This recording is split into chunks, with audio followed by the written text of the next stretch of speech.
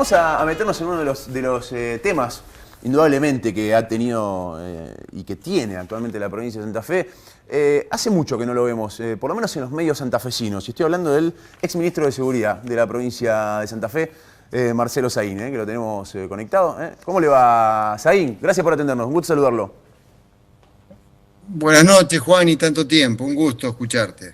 Igualmente, igualmente. Bueno, ¿cómo está? ¿Alejado de la actividad política, por lo menos de manera formal? Sí. Estoy solamente en la Universidad Nacional de Quilmes, trabajando. Ahora estoy gozando de un año sabático, de una licencia sabática, porque la semana que viene comienzo los cursos del postdoctorado en la Universidad de Buenos Aires, postdoctorado en Ciencias Sociales. Así que este año estoy de estudiante.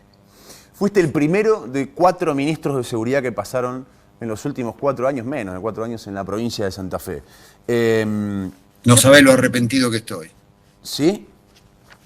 ¿No hubieses agarrado? Profundamente arrepentido. Vengo de una reunión con un empresario importante rosarino, acá en Buenos Aires, y le decía eso. Le decía que estoy profundamente arrepentido. No me sumó nada, amarguras, disgustos. Sí, la evidencia de que en la política argentina trabajar seriamente, y digo en la política argentina, por derecha o por izquierda, trabajar seriamente los temas de seguridad pública prácticamente son, en estas condiciones de show, de mediatización y de judicialización de la política, me parece que es imposible prácticamente. Esa evidencia sí la asumí como una evidencia cierta en mi experiencia en Santa Fe. Pero bueno, no quiero agobiarte con temas de carácter personal. Quiero hacerte esta pregunta. ¿Qué tiene de particular Santa Fe y Rosario, sobre todo pensándolo desde la violencia y el narcotráfico? Lo que está viviendo Rosario, con números muy preocupantes.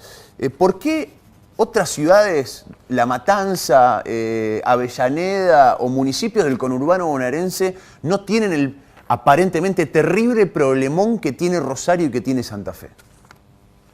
Te agrego la ciudad de Buenos Aires. En el corazón de la ciudad de Buenos Aires hay un mercado prolífico de drogas ilegales, con epicentro en todo lo que es la zona sur, la zona suroeste y la zona central, barrios de Flores, donde también tenés un mercado importante. Yo creo que la gran diferencia es el Estado santafesino, los poderes públicos santafesinos, que están muy comprometidos con un esquema institucional que favorece que no haya nadie que ponga orden dentro del mercado de drogas.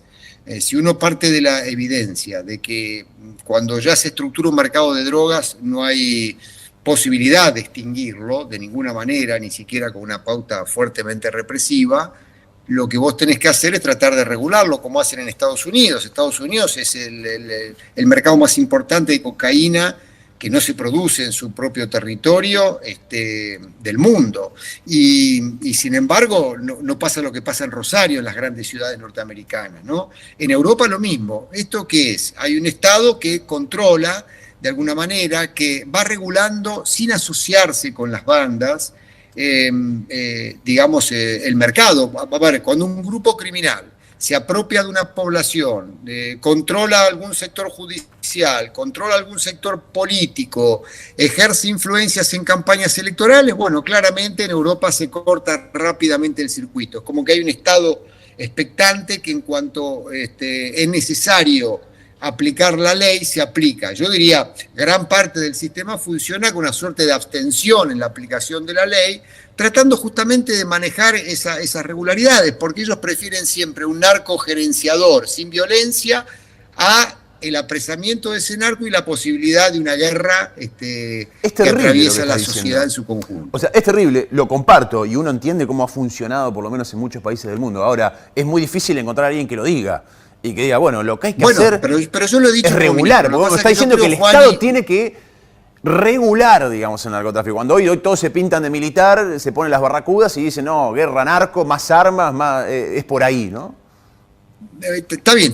Yo te entiendo, Juan, y tenés razón, porque yo creo que justamente de eso hablaba antes, ¿no? La política show, la mediatización de la política. Entonces, a ver quién es el más duro para poder ganar, concitar, más que voluntades políticas y apoyos, sentimientos favorables a esos dirigentes. Pero sabemos que esa no es la solución. Fíjate que Estados Unidos o algunas agencias norteamericanas venden la guerra hacia afuera, pero adentro no hacen guerra. Adentro hacen esto que yo te estoy señalando. En Santa Fe tenés un Estado cómplice del crimen.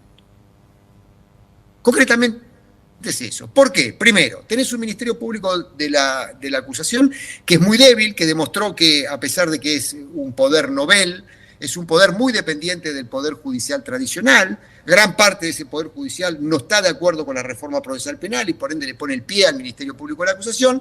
Y por otro lado, ese Ministerio Público de la acusación nació politizado. Nació en un intercambio de favores dentro de la legislatura entre el Frente Progresista por un lado, que puso la mayoría de los fiscales, y el peronismo asociado, que puso una minoría de fiscales. Y además, con el tiempo, porque algunos fiscales se desbandaron y comenzaron a hacer investigaciones que incomodaban al poder, esa legislatura, los dos partidos al unísono, se fueron apropiando de las facultades disciplinarias sobre los fiscales para que estos no se atrevan a hacer investigaciones que pongan en tela de juicio las estructuras de poder. Ya acá tenés un problema enorme, digamos. Segundo gran problema del Estado cómplice del crimen, la policía de Santa Fe.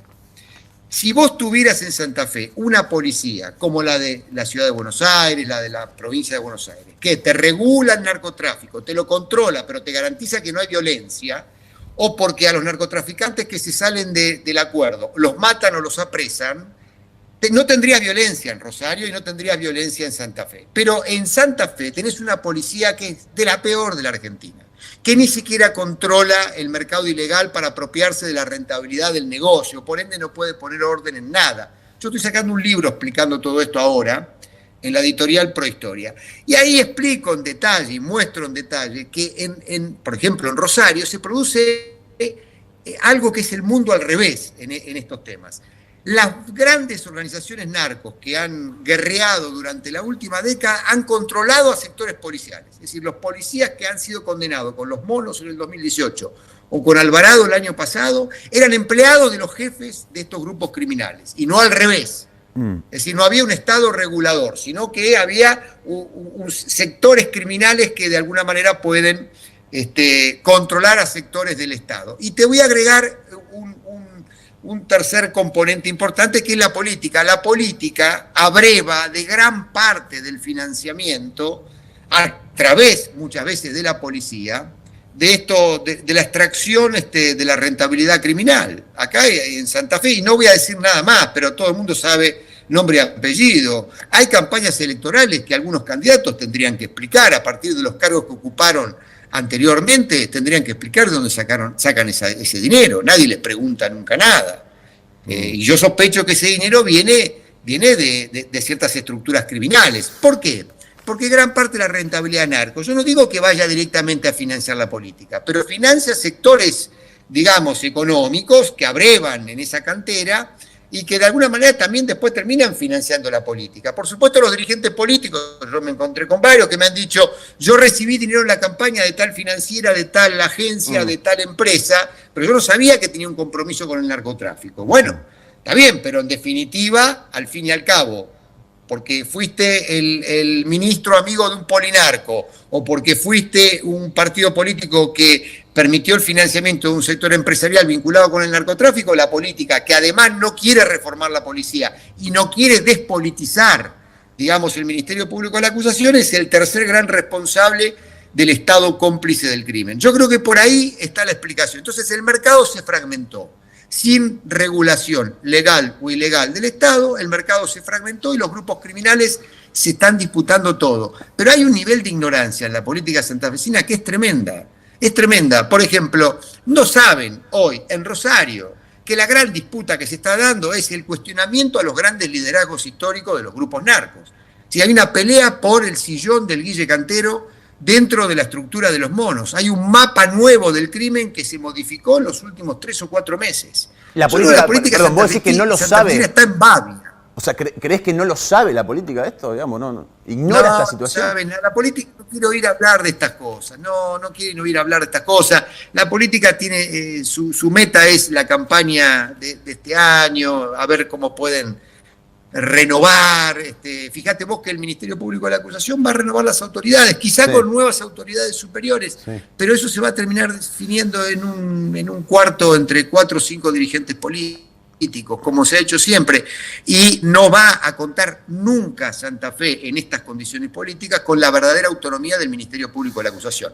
A esto sumale que a lo largo de estos 4 años fue dirigido por fiscales regionales, con alguna excepción, ¿no? Fiscales regionales, pero particularmente con un fiscal general muy pobre en su capacidad de conducción institucional. Quiero hacerte dos preguntas políticas muy breves. La primera de ellas, un grupo de la oposición, más cercanos al exministro Puyaro, al diputado Cándido, entre otros del radicalismo, dicen y afirman, y lo suelen decir, el problema es que muchos le compraron pescado podrido a Saín. Le compraron esto de yo entiendo cómo funciona, yo soy el estudioso, ustedes no saben nada, y ahí se dieron cuenta lo que era Saín. Ese es como el lema de parte de la oposición apuntando a tu gestión. Bueno, pero yo le hago mirá, la respuesta te la han dado ellos cuando yo estaba como ministro. No me permitieron ir a discutir estos temas a la legislatura. Juan, y a vos te consta que yo grité durante meses, llámenme para ser interpelado. Ustedes dicen que yo no tengo un plan de seguridad. Bueno, yo quiero explicar en la legislatura que tengo un plan de seguridad. Quiero discutir todo, lo que encontramos, lo que diseñamos y lo que estamos haciendo. No me lo permitieron. Era el ministro más polémico del gabinete, el ministro más activo del gobernador, lo digo con total humildad, un ministro que ocupaba un lugar muy polémico en los medios de comunicación, pero la oposición tenía miedo que yo vaya a discutir con ellos a cara descubierta. Claro, digamos, no querían prensa, yo recuerdo esa discusión, ellos no querían que estén los medios. No querían que estén los medios porque como ellos controlan parte de los medios, entonces después a la salida iban a decir cualquier cosa. Yo les puse como condición que estén los medios adentro para que la sociedad sepa de qué estamos discutiendo y además por abajo de la mesa les hice la propuesta que te la voy a contar. Es, si ustedes quieren hacemos una reunión como Noruega o una reunión como Uganda. Es decir, hacemos como si fuésemos dirigentes políticos de un país nórdico o nos cagamos a palo. O sea que yo estaba dispuesto a discutir seriamente porque yo quería reformar el sistema institucional. El segundo punto para responderte a esa acusación es, no, mira, hay enorme cantidad de evidencia que dan cuenta en muchas investigaciones judiciales el vínculo de sectores del gobierno anterior con grupos narcos muy importantes, con Luis Medina primero, con Alvarado después y sectores del peronismo también. La vicegobernadora Rodenas tiene una estrecha vinculación, ha tenido estrecha vinculación con, cuando era jueza fundamentalmente, con policías que han sido condenados de formar parte de la nómina del Grupo Alvarado. Los monos tenían razón cuando acusaban que el Estado socialista iba contra ellos, pero le daban todo el poder del narco a sus enemigos que eran Luis Medina y Alvarado. Eso se comprobó durante el juicio del año pasado. Ahora, Puyaro, digamos, tuvo durante años como el nene mimado, digamos, en materia de control de narcotráfico, la zona sur, de la mitad de la provincia hacia el sur, al comisario Drueta. Y ya todos sabemos quién es Drueta, porque se ventiló en algo que gran parte de los medios santafesinos silenciaron, que era un policía regulatorio, claramente. Sí. Aparte, estrechamente vinculado con aquellos policías que también estaban vinculados con Traferri, con San Lorenzo, etcétera, etcétera, que son los que mencioné anteriormente. Ahora, también Corbellini es una deuda pendiente. Acá hubo, en un proceso judicial, hubo menciones, se nombró muy fuertemente a un hombre muy duro, digamos, un hombre, un estrecho colaborador, que además no solo dirigió la Policía de Investigaciones durante todo el periodo, el último periodo del Frente Progresista, sino que después lo pusieron al frente del ojo. Y vació de contenido eso que era una muy buena iniciativa.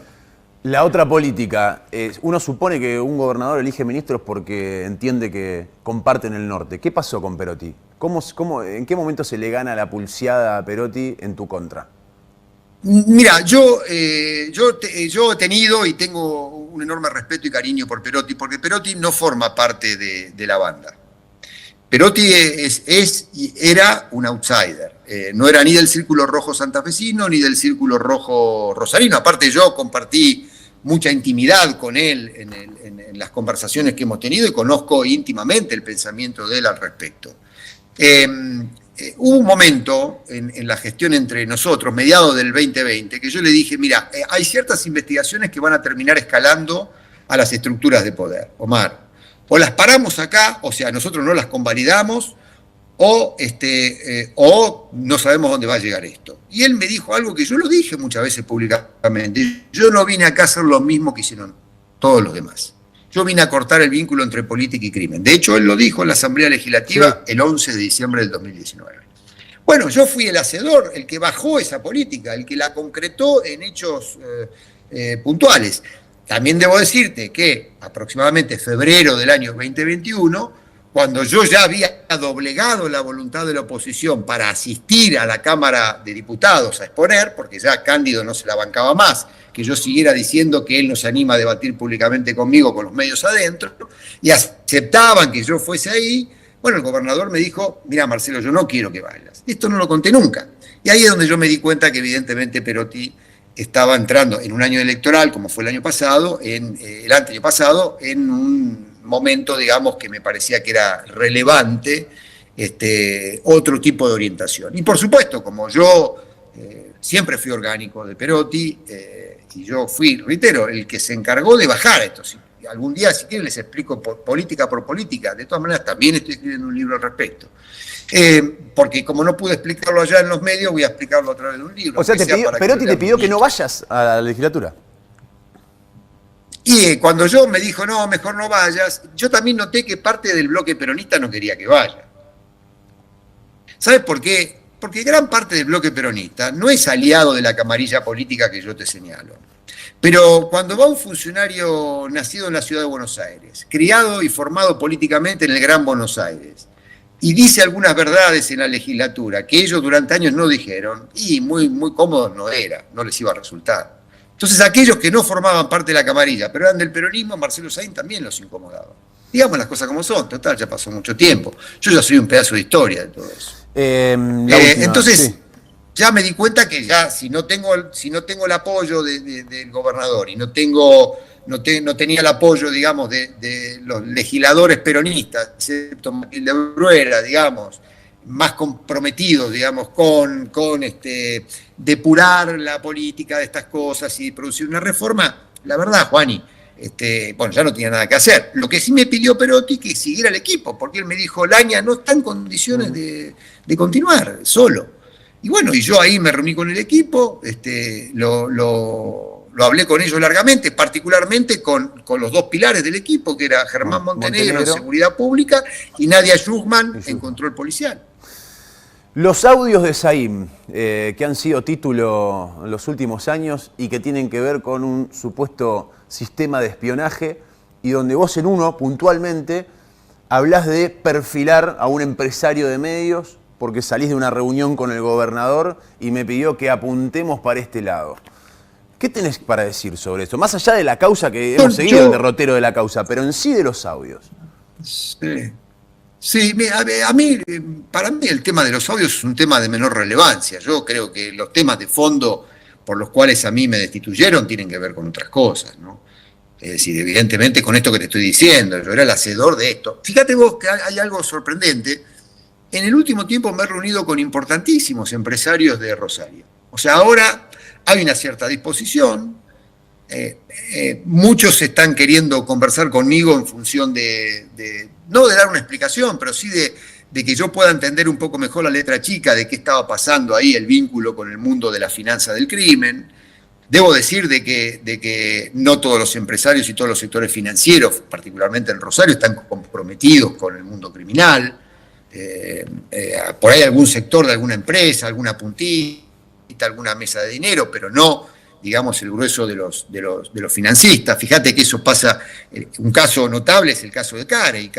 Carey padre es una persona, un viejo empresario rosarino, un tipo hacedor de su propia madre, inclusive, al respecto, donde uno de sus hijos está comprometido con un negocio, pero no es la empresa central del grupo Carey.